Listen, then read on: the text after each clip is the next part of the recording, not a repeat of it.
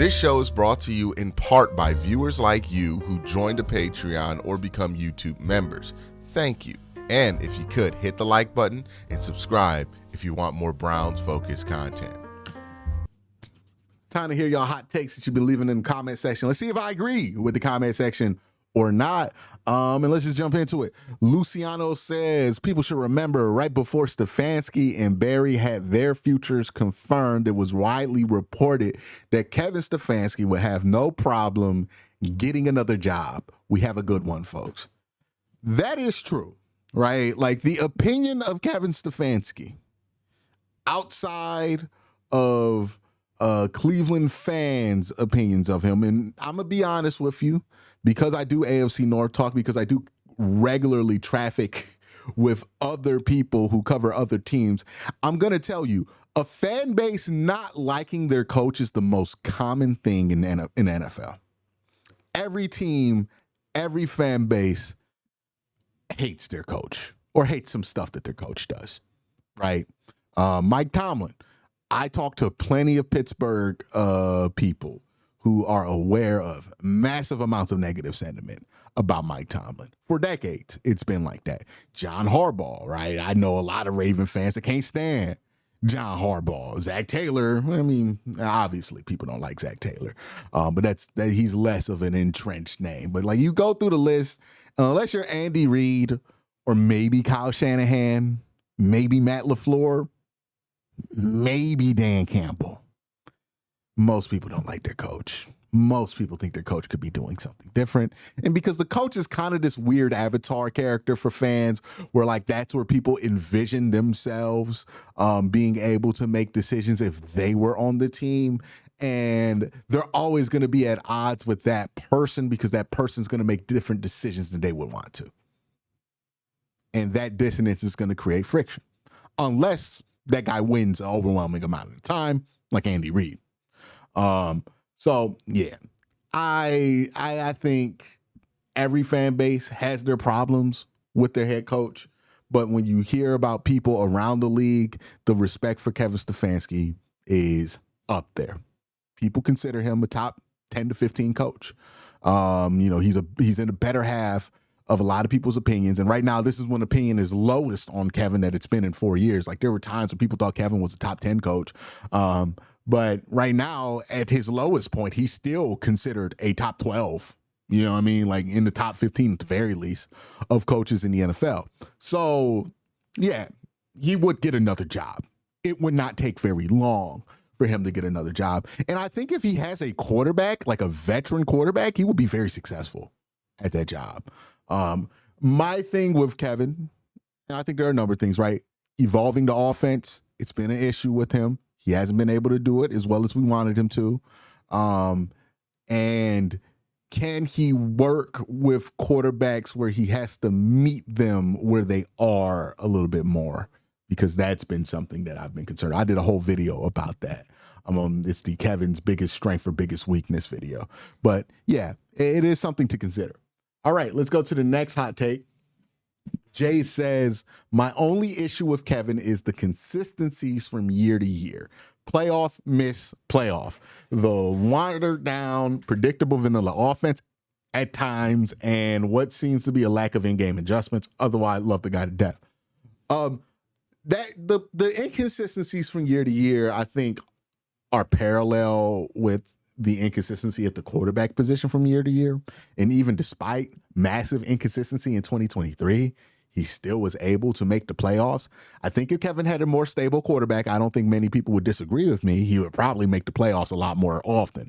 The issue is that Kevin has been handed consistently mixed bags at the quarterback position.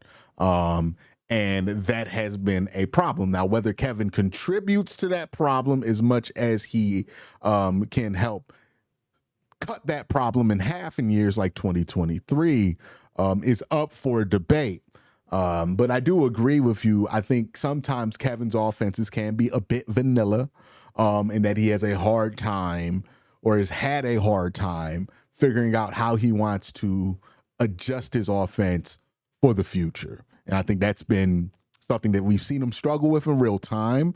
It's important to note that Kevin is still in his first run as a head coach, and these are things that coaches do have to learn over time is what really works for them. But I do wish the trial and error process for Kevin was a bit more expedited than it is right now. Derek says, I don't think it has anything to do with age. Kevin, and he's talking about my take on Kevin working well with some quarterbacks, but not working well with others. And I thought that age or experience might have something to do with it. Kevin does better with quarterbacks that are experienced under center. I also think Kevin doesn't have patience for immaturity, and that's a big reason why he likes Dylan Gabriel. I think you hit on something there perfectly. I would be perfectly in tune with, right? Kevin does not have a fascination with personalities, right? And what I mean by that is there are some people who would be willing to deal with immaturity because they find immature people to be fascinating and they find working with these people to be fascinating. Kevin does not strike me as somebody who cares about that at all, right? Like Kevin wants somebody dependable, reliable. You're gonna be the same person every day, kind of like Kevin, right? Because Kevin is dependable, reliable. He's going to be the same person every day. We never get a odd Kevin Stefanski press conference, right? Like Andy Reid is on the opposite end of that spectrum. We're like, you get like Andy Reid, super happy Andy Reid, super angry Andy Reid. You'll get some crazy quotes from Andy Reid every once in a while. You get some crazy plays from Andy Reid.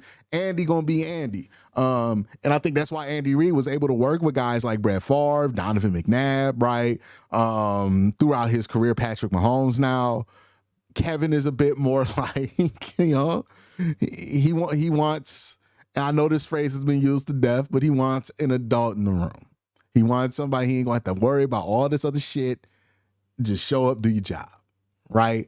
And you look at the guys who are successful, they're more along those lines in Kevin Stefanski's repertoire. Baker Mayfield is the interesting one because there has been a really good year with Baker Mayfield under Kevin Stefanski's belt. There's also been an awful year with Baker Mayfield. So, we'll see what that is too. But I do think that is why they look at Dylan Gabriel and say to themselves, we like him, right? Played a ton of football, seems super coachable, and he's just a guy that everybody who's ever coached him gushes about for whatever reason, right?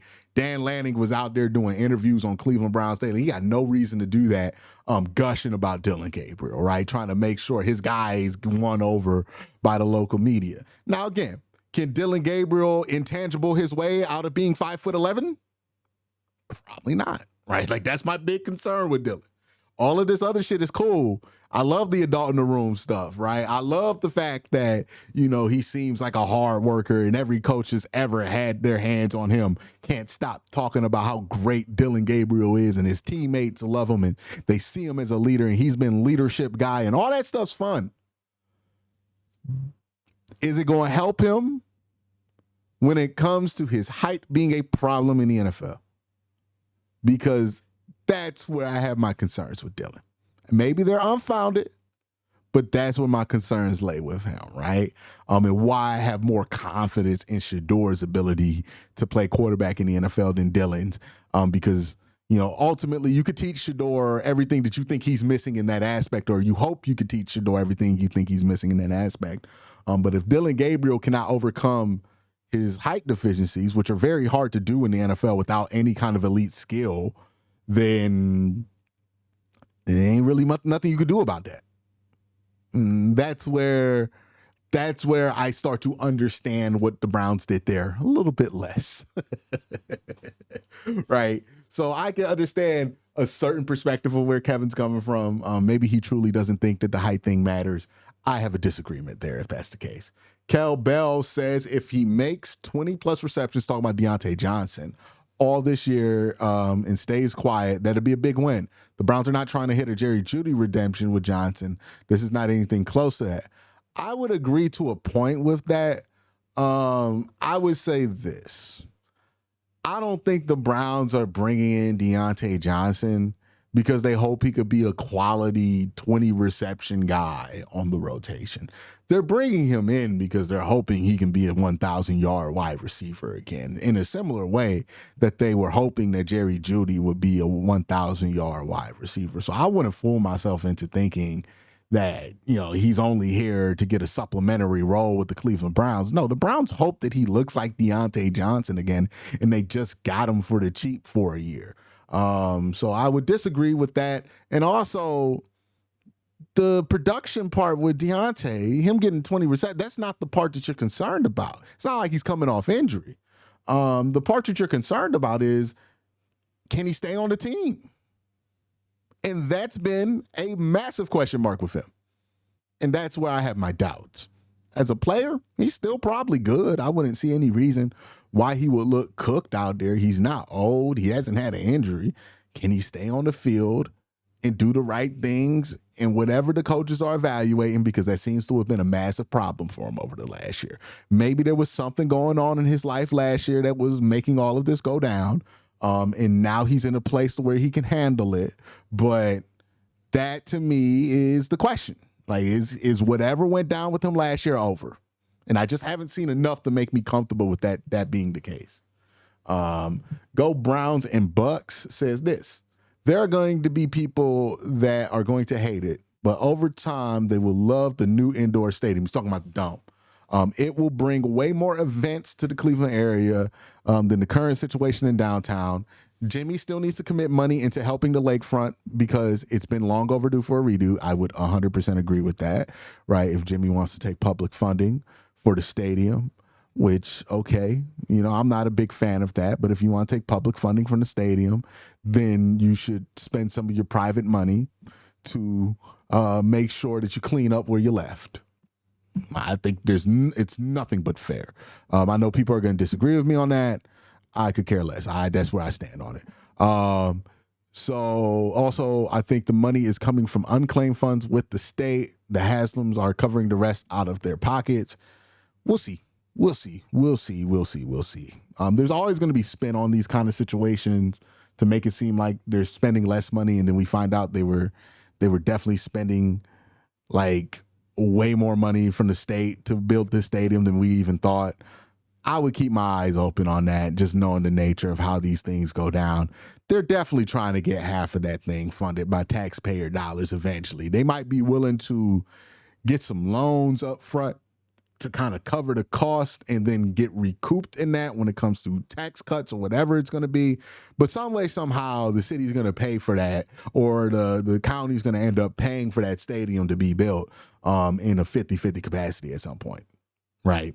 That is my opinion of it, because that's how it usually goes down. Iceman the Boss says he's just a little boy in reference to Shedeur Sanders saying that in response to the whole speeding controversy.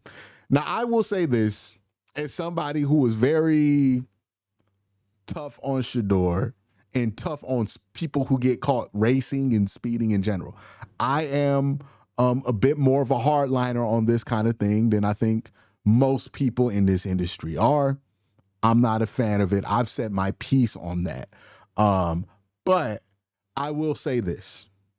When it comes to hoping somebody learns from a situation, hoping somebody matures from a situation, and I'm only speaking from personal experience, we have to understand that process is not immediate, right? And right now, I see people using this quote to justify, Shedeur didn't learn anything. We need to punish him further. We need to take more away from him. Now, I don't know what the Browns have said to him about this situation. I don't know what Shedeur's family has said to him about this situation. All I can know is really my own experiences when I've had a personal screw up, and knowing that my immediate reaction to being called out on a screw up isn't necessarily always going to be, I'm sorry, right? If I'm genuinely trying to fix stuff, right? Like, I might be stubborn about it for a week or two. I might have a bad reaction to people calling out that behavior, but the seed might be planted that ends up in a change of behavior over the next 6 months. So I'm not going to judge where his progress is with that based on what he says immediately after that. I think that's very unfair to Shedeur.